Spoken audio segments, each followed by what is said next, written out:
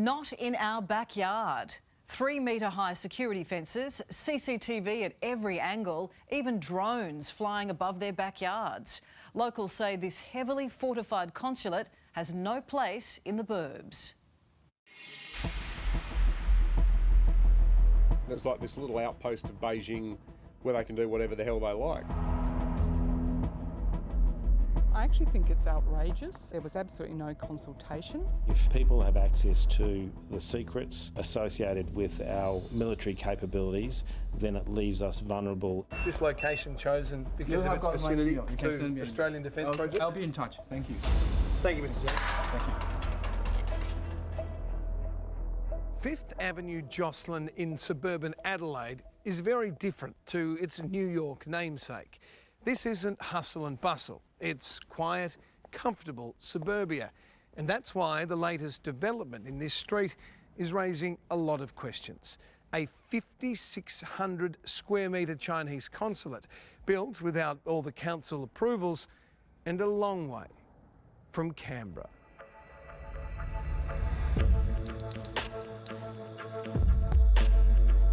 Amongst the shadows of night, beyond 3-metre-high bars, one property on Fifth Avenue looms beneath floodlights.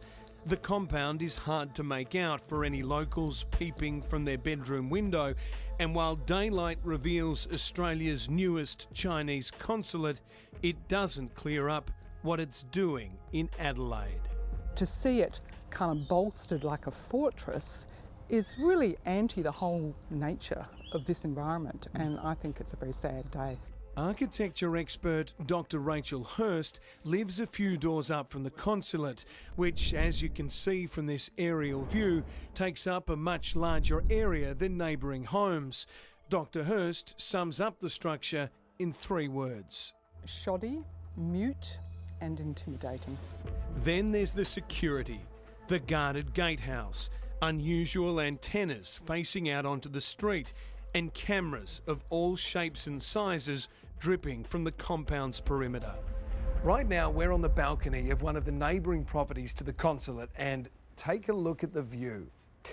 Those CCTV security cameras are barely 4 metres away, and up until recently one of them appeared to be pointing this way, looking into this private property. I have no issue with a multicultural, diverse neighbourhood. That is fine. Yeah. I don't understand why there needs to be such extreme security. At the back of the compound, we meet another neighbour, Peter Carrigan, who's lived across the road from the site for more than 30 years. Well, I don't think anybody's really happy about it. I think the gate over there is dreadful. When the consulate opened, Peter watched his street change overnight. There was more traffic, and queues formed from 9 a.m. for people with passport inquiries. One wonders whether there might be some protests here, you know, which would upset a lot of people along the street.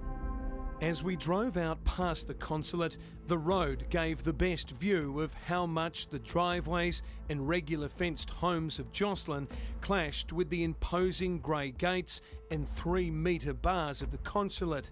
And we hadn't even started to answer the key question. Why is it that a city as small as Adelaide needs such an extravagantly staffed consulate? Adelaide broadcaster and journalist David Penberthy was among the first to go into bat for the Jocelyn locals. These are reasonable people. They're not NIMBYs, they're not whingers, and they're not rednecks. They've got no issue with the people of China. What they have got an issue with is coming home to discover the 3-metre-high security wall with cameras and motion sensors peering straight into their backyards. The official line from the consulate is that the building mainly processes visas and passports. There have been widespread allegations about spying activities and so on. At their darkest, people's fears are that this consulate could be involved in that kind of conduct. The Chinese government already has an embassy in Canberra and consulates in Melbourne, Sydney, Brisbane and Perth. Prior to China's Adelaide opening, only 2 nations had a full-time presence in South Australia: Greece with 2 permanent staff and Italy with 1. The Chinese have deployed at least 10 full-time diplomats to the city of churches. So why build a Chinese consulate in suburban Adelaide? Well, maybe the answer lies behind this fence. 30 minutes drive from Jocelyn, we're currently at the Osborne Naval Shipyards, Australia's premier shipbuilding facility and one of the most technologically advanced in the world. Osborne is home to two of Australia's biggest ever defence projects. Currently, 9 anti-submarine Hunter-class frigates are under construction. Then in 2023, 12 attack-class submarines will begin with a $50 billion price tag. And while our leaders won't ever say, it's worth considering which government are we protecting ourselves from? Which foreign power poses a clear and present threat of naval attack to Australia? It concerns me greatly that the consulate started up in 2016 at the same time that Australia was announcing that the hub for our naval shipbuilding program, a $145 billion national security program, was going to be Adelaide. Independent Senator Rex Patrick represents South Australia in the federal parliament. He's also a former submariner with the Australian Navy. I've called on the consulate here to be shut down. I don't think we need to have a consulate here. Are there too many Chinese diplomatic staff in Australia as it is?